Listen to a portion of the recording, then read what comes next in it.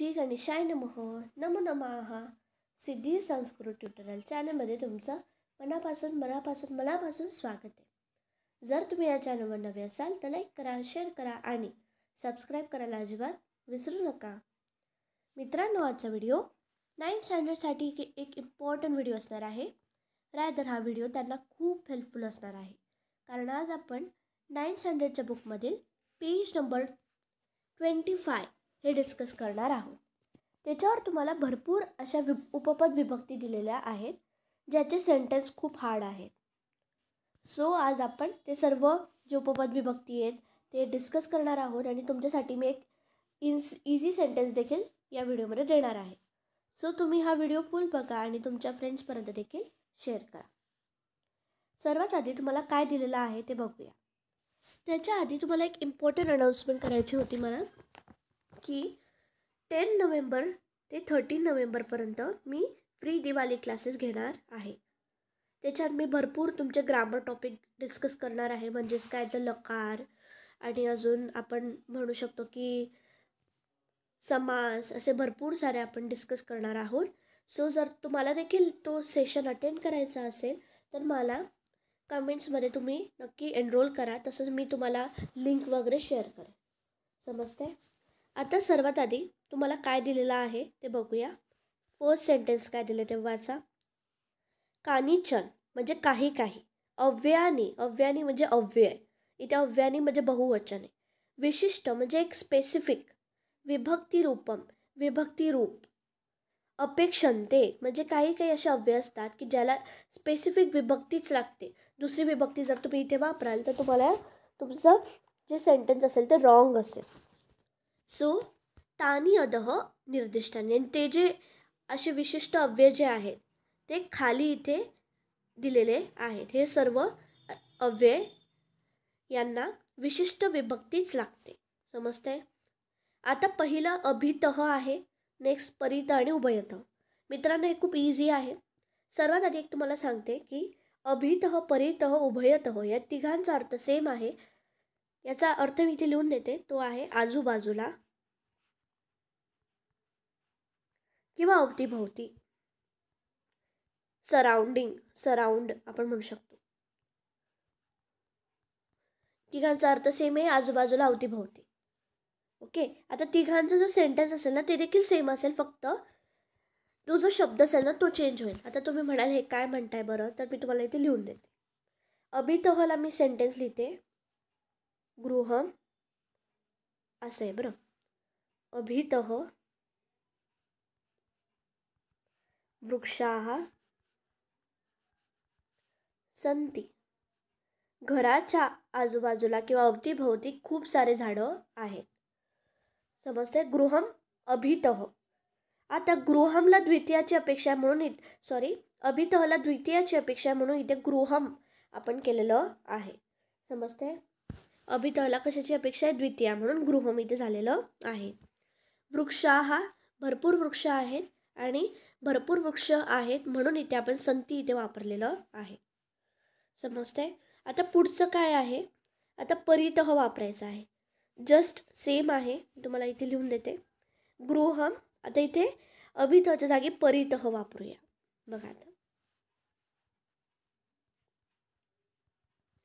घराच्या आजूबाजूला भरपूर सारे वृक्ष आहेत. झालं. खूप इझी आहे मित्रांनो, काहीच हार्ड नाही आहे. समजतंय? 2 सेंटेन्स समजले का तुम्हाला? आता तिसरं करायचं का? तिसरं आता जस्ट अ सेकंड. पुढचं आता काय आहे? उभयतः आहे. तसंच गृहम उभयतः वृक्षाः सन्ति, पण तरी मी तुम्हाला लिहून देते.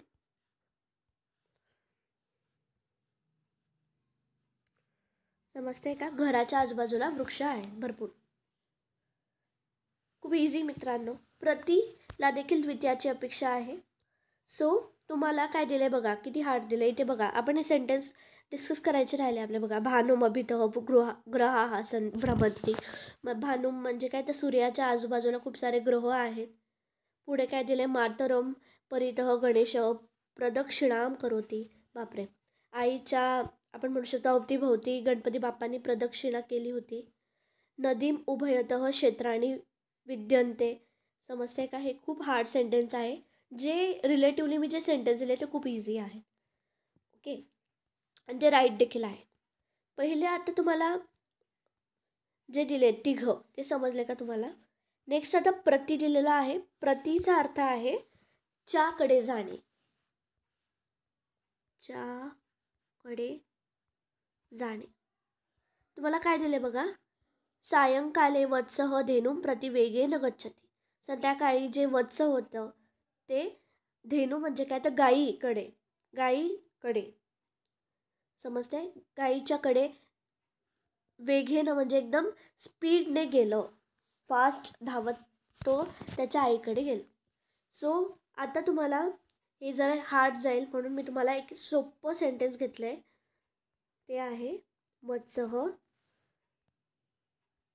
धेनुं प्रति गच्छति. बस एवढंच. म्हणजे काय तर जो वत्स आहे म्हणजेच काय तर धेनू आपण म्हणू शकतो की वासरू. जे वासरू आहे ते धेनू म्हणजे गाईकडे धावत गेलो. गच्छती दिलेला आहे मी ते. गच्छती म्हणजे जातं.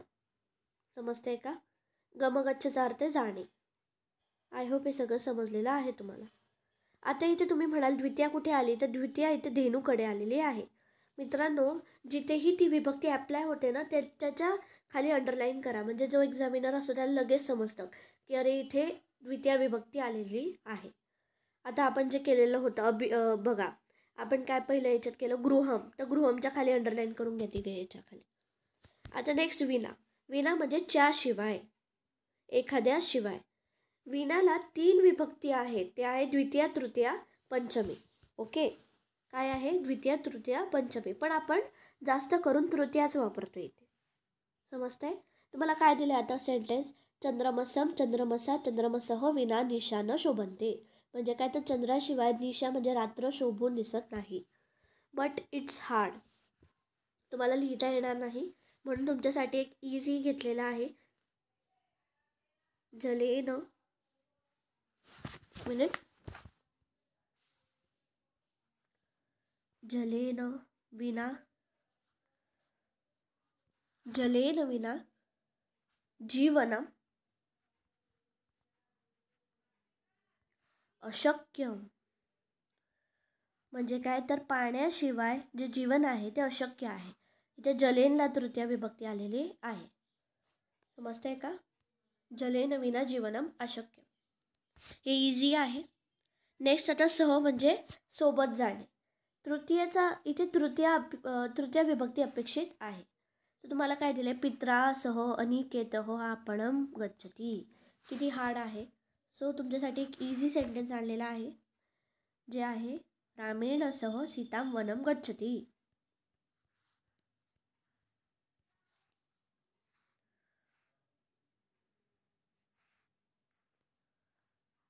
बघा,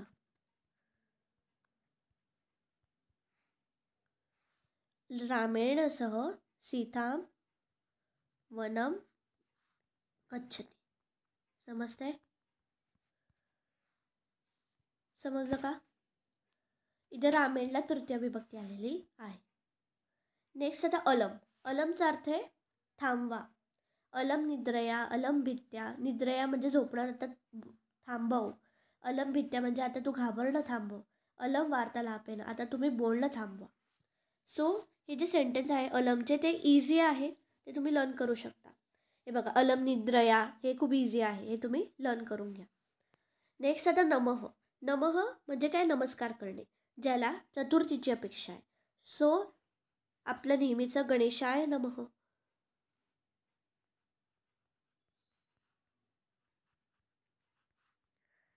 श्री गणेशाय नमः. समजतंय? हे झालं तुमचं सेंटेन्स. गणेशायला चतुर्थी विभक्ती. आता पुढे बईही. बईहीचा अर्थ आहे बाहेर. सो त्याला पंचमीची अपेक्षा आहे. सो तुमच्यासाठी एक इझी सेंटेन्स मी आणलेला आहे जे आहे गृहात बईही अहम गच्छामी.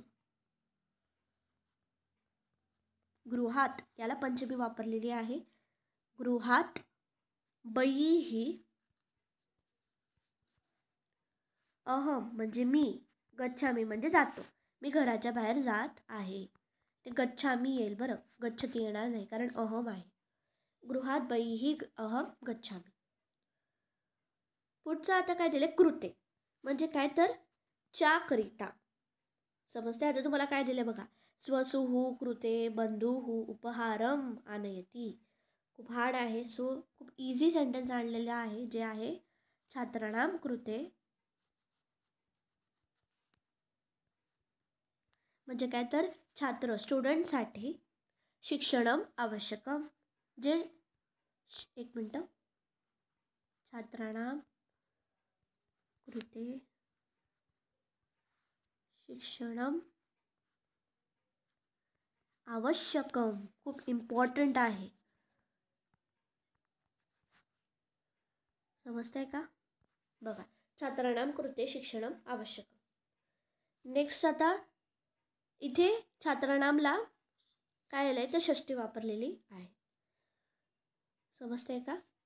समीपे, समीपे म्हणजे च्या जवळ असणे. सो आता समीप तुम्हाला काय दिले, नगरस्य समीपे उद्यानम वर्तते. सो जर तुम्हाला वेगळं सेंटेन्स हवं असेल तर सो तुम्हाला भरपूर वेळा काय होतं तर वर्तते लिहिता येत नाही. तुम्ही वर्ततेच्या जागी असते लिहा. नगराच्या जवळपास उद्यान आहे. उद्यान म्हणजे काय तर गार्डन आहे. सो आता इथे नगरस्यला षष्टी वापरलेली आहे. ज्या वर्डला एखादी विभक्ती वापरली जात आहे त्याच्या खाली अंडरलाईन करा. विदाऊट अंडरलाईन तुम्हाला मार्क्स मिळणार नाही. सो मित्रांनो, समजलं का तुम्हाला सगळं. आणि तुम्हाला आय होप तुम्हाला आता सगळे विभक्ती येतील, लर्न झालेल्या देखील असतील. आपल्या मागील व्हिडिओमध्ये मी तुम्हाला वेगळे उपपद विभक्ती शिकवलेल्या होत्या. कोणत्या तर आपलं झालेलं होतं तुमच्या मधूनच आपण घेतलेलं होतं. सो जर तुम्हाला तो व्हिडिओ हवा असेल तर त्या व्हिडिओची लिंक मी या व्हिडिओच्या डिस्क्रिप्शनमध्ये नक्की देईन. मित्रांनो, व्हिडिओ बनवायला खूप मेहनत लागते. प्लीज सबस्क्राईब करा म्हणजेच माझे व्हिडिओ तुमच्यापर्यंत पोचतील. अदरवाईज ते माझे जे व्हिडिओ असतील ते सिलेक्टेड ऑडियन्सपर्यंतच पोचतील. सो प्लीज सबस्क्राईब करा आणि तुमच्या फ्रेंड्सला देखील रेकमेंड करा. आम्हाला कमेंट्समध्ये सांगा तुम्हाला समजला का, या व्हिडिओमध्ये समजलं का तुम्हाला. Thank you so much.